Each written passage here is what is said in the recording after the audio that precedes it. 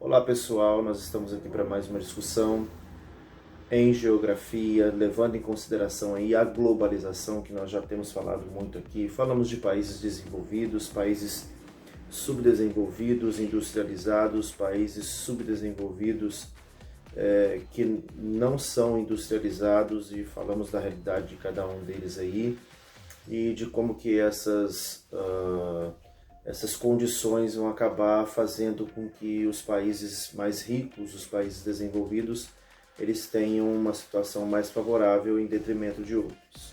Falamos também da importância das empresas, né? E de como que algumas empresas até mesmo têm um PIB maior do que o de alguns países do mundo, principalmente quando a gente fala de África, né? A gente falou também da importância da divisão internacional do trabalho, né? Uma primeira falando de uma relação aí comercial mais relacionada ao imperialismo e também aquela, né, que é a segunda, onde a gente tem aí a produção de matéria-prima, né, e também de alguns produtos industrializados aí. Hoje a gente vai falar sobre o comércio mundial, que é importante aí a partir da página 6 do seu material. Quando a gente fala do comércio mundial, o livro de vocês destaca aí as bolsas de mercadoria que estão vendendo basicamente commodities, né? E você tem aí, entre as commodities aí que são mais negociadas, o material de vocês dá destaque a 4. Primeiro, as commodities agropecuárias. Então, quando a gente está vendendo aí commodities da agropecuária, a gente está falando de arroz, feijão, soja, milho, café, algodão, suíno, carne de boi, frango e assim por diante, tá? Quando a gente está falando de minerais, a gente está usando aí o petróleo, o ferro, o carvão, né, o manganês, a bauxita, enfim, todos esses recursos minerais que podem ser retirados aí através da exploração mineral, eles também são considerados commodities. A gente também tem as commodities ambientais, que é quando um país que é grande emissor de carbono, né, ele compra créditos de carbono de outros países. Por exemplo, os Estados Unidos é um que faz isso. A emissão de carbono, né, dos Estados Unidos é uma das maiores do mundo. E como ele não tem o interesse de diminuir, né, o seu processo de industrialização, pelo contrário, ele cresce cada vez mais, então essa emissão de carbono vai sendo cada vez maior. Geralmente eles vão comprar esses créditos de carbono de países aí subdesenvolvidos ou países em desenvolvimento, tá certo? Que poluem menos e, em consequência disso, eles têm, digamos assim, um crédito ambiental, né, que favorece aí essa venda. E por fim você tem os financeiros, né, as commodities financeiras que estão relacionadas aí, principalmente as moedas. Quando a gente fala de moedas aqui, a gente está falando de, né, real em comparação ao dólar, em comparação ao euro e assim por diante. As moedas correntes que estão no mundo e até o mesmo próprio ouro, que é considerado uma moeda aí, tá? O maior volume mundial dessas comercializações, dessas negociações de preço, estão lá na Bolsa de Mercadorias de Chicago, né, que está aí bem destacado no livro de vocês. O que acaba acontecendo é o seguinte: o produtor não define o preço das coisas. Quem define são as bolsas de mercadorias, né? Então, por exemplo, o preço do petróleo, né, a gente sabe que o preço do petróleo ele é regulado, né, por essas agências internacionais. Você tem também, por exemplo, o preço do café. Se o Brasil exporta café lá para fora, não é o Brasil que automaticamente dá o preço para isso, né? Geralmente são as bolsas de mercadoria que vão definir esse preço do café, por exemplo, né? Aí dentro desse contexto. No fim das contas, o dono, né, do produto, aquele que está produzindo, ele se vê refém, né, desse preço lá fora. E, obviamente, como esse preço acaba sendo definido principalmente pelos grandes produtores, né, os pequenos produtores acabam sofrendo mais, né? Por quê? Porque o grande produtor está produzindo em larga escala, então ele está usando determinados insumos que vão favorecer para que esses produtos sejam, né, produzidos em uma maior quantidade.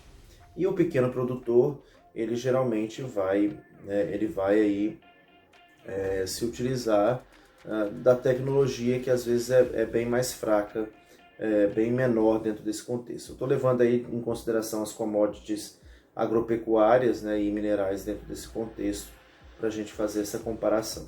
Né? A gente tem a questão da globalização e cultura, né, e o livro de vocês fala sobre isso, né, destacando aí a ideia de etnia, né, que cada etnia possui seus costumes, aspectos culturais que são próprios a eles, né? Você tem diferenças de festa, as festas que nós comemoramos aqui no Brasil não são as mesmas que são comemoradas nos Estados Unidos, não são as mesmas comemoradas lá na Índia, né? E assim por diante, né? Mais ainda, se a gente for olhar, dentro do contexto da globalização, as festas que nós nos habituamos a ir aqui na região sudeste não são as mesmas do nordeste, né? As realidades são diferentes e os contextos culturais são diferentes. O que muitas das transnacionais têm feito é se adequar à realidade onde elas estão, né? Elas procuram se adequar a isso. Por que eles fazem isso? Para poder não entrar em choque com a cultura. O problema é que também tem sido discutido que, em consequência dessa forte influência, né, que a gente recebe de fora, por exemplo, o Brasil recebendo forte influência dos Estados Unidos, por exemplo, é que aspectos culturais nossos acabam não que desaparecendo, mas sendo minimizados. Nós começamos a ter uma relação tão íntima com esse país mais rico, que muito daquilo que é cultural nos Estados Unidos começa um pouco que se entranhar na nossa cultura também, né? Um exemplo disso é a própria alimentação de enlatados, por exemplo. O Brasil não tinha essa prática, né? Os enlatados começaram a ser trazidos pelos americanos e aí dentro desse contexto a gente começou a usar também, né? E hoje em dia muitas pessoas usam. O livro de vocês destaca aí uma empresa de alimentos, né? De fast food que já está acostumada a fazer aí, a colocar as suas lojas em diversas partes do mundo. Todo mundo conhece. Eu acho que fica claro aí que a gente está falando do McDonald's. E quando o McDonald's chega à Índia, por exemplo, para se adequar à realidade, né, cultural e religiosa da Índia, principalmente por serem hindus, né, o hinduísmo, né, faz parte aí de 80% da população, eles precisaram adaptar o seu cardápio por causa da vaca, né, considerado um animal sagrado, e também porque o hinduísmo, né, ele difunde a ideia do vegetarianismo. Então, dentro desse contexto aí, o que está se fazendo, o McDonald's se adequou a essa realidade cultural religiosa, tá certo? Para poder vender os seus produtos. E em consequência disso, ele não bater de frente com aquele costume do povo indiano, tá bom? E aí, outras coisas vão acontecer, como por exemplo, uma empresa lá de fora compra uma outra empresa aqui do Brasil, né, e dentro desse contexto, a empresa aqui no Brasil continua com o mesmo nome, mas o nome que está sendo estampado lá do fabricante acaba sendo daquela empresa que é de fora. Um exemplo nós temos muito claro aqui no estado do Espírito Santo, que é a Garoto, né? A Nestlé não é uma empresa brasileira, ela pertence a uma multinacional. E aí, quando a Nestlé compra a Garoto, ela não se desfez dessa marca, porque ela sabia da importância comercial da fábrica Garoto. Então, esse nome, né, o nome desse chocolate, ele tem uma proeminência muito grande no Brasil. Então, a Nestlé comprou, mas não mudou o nome, deixou ali. Mas se você olhar lá a caixa, o fabricante, né, o fabricante vai estar bem pequenininho, né, que está relacionado lá à mesma empresa multinacional, dona da Nestlé. Logicamente, isso aí, de tudo isso que a gente está falando, né, desde que a gente começou a falar sobre globalização, não vai ser um mundo colorido, bonitinho, onde tudo vai funcionar muito bem. Nós já falamos disso antes. A gente vai ter problemas sociais. E o livro de vocês destaca aí primeiro a exclusão social, né? Vai falar que a maioria absoluta dos países eles não têm competitividade industrial, né? E acabam se submetendo aos interesses dos países mais ricos, né? A gente vê isso aqui no Brasil, quando ele se submete, por exemplo, a algumas estruturas que são colocadas aí pelos Estados Unidos, né? Isso acaba meio que impedindo também o crescimento econômico do nosso país, né? Dentro desse contexto, ele vai ser cada vez mais lento em comparação aos países ricos. Então você tem aí, por exemplo, o livro de vocês falando, né, tem alguns pontos aí que são importantes, então falando do volume de exportações, né, entre os países aumenta a cada ano, né, o que vai acelerar esse crescimento aí econômico mundial. Só que, como eu falei aqui, os países mais ricos eles conseguem fazer esse crescimento de uma forma muito mais acelerada. A produção agrícola, né, que é assistida por novas tecnologias, alcança colheitas mais generosas. A gente vê isso aqui no Brasil mesmo, né?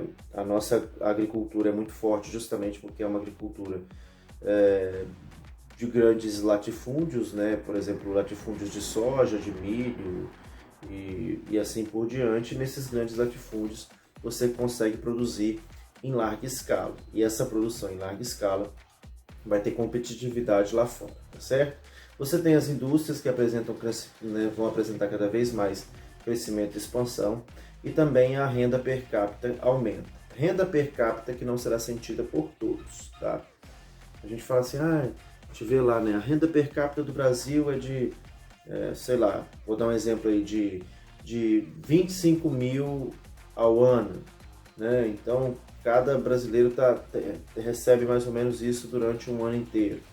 Mas a gente sabe que o nosso salário, ele, né, dados os descontos aí, o salário mínimo, dados os descontos que você tem que pagar de FGTS, ele fica em torno de R$ 1.000. Então você vai receber metade disso. No fim das contas, você vai ter a camada mais alta da sociedade, 1% da população brasileira, né, está detendo aí a maior parte das riquezas que nós temos, né? Essa ideia de renda per capita, né, que dá a ideia se o país é rico, pobre ou se está em desenvolvimento, ela acaba não levando em consideração as exclusões sociais que acontecem aqui. Exclusões sociais que vão levar às desigualdades, como está bem colocado aí com vocês, né? Esse movimento de capital, esse movimento de capital, ele tem sido cada vez maior, né? Mas ele acaba sendo acumulado, apropriado aí por uma minoria. E o livro de vocês faz uma relação entre desigualdade, né, isso na página 8, e desequilíbrio. Não tem como você olhar para a sociedade brasileira e dizer que ela é equilibrada. A gente sabe muito bem que a gente tem gente muito rica, a gente sabe que tem gente vivendo na extrema pobreza, na miséria, que muito mal tem que comer todos os dias. Então, essa desigualdade, sim, está ligada a um desequilíbrio da sociedade, né? E aí, dentro desse contexto, você vai ter algumas manifestações que vão demonstrar isso.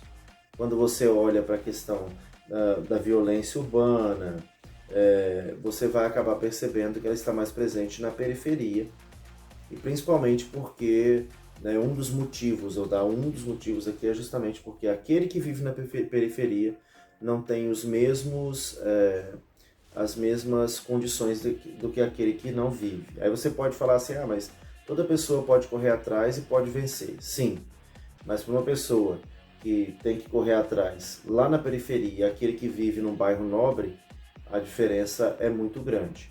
A diferença entre um aluno de um colégio particular para um aluno de uma escola pública também é uma diferença muito grande, né? Então, infelizmente, né, você acaba levando aí uma desigualdade, ou seja, uns vão ter, né, mais conhecimento, outros vão ter menos, alguns vão ter a possibilidade de crescer na carreira de forma muito mais rápida e outros vão, em muitos casos, vão acabar se envolvendo até mesmo com o tráfico de drogas e outros aí para poder, né, tentar fazer ou melhorar a sua vida. Estou dizendo que isso aí é o correto a ser feito, mas infelizmente muitos desses jovens não se veem representados na escola, não se veem representados em outras estruturas sociais, e aí eles acabam procurando o mundo do crime dentro desse contexto.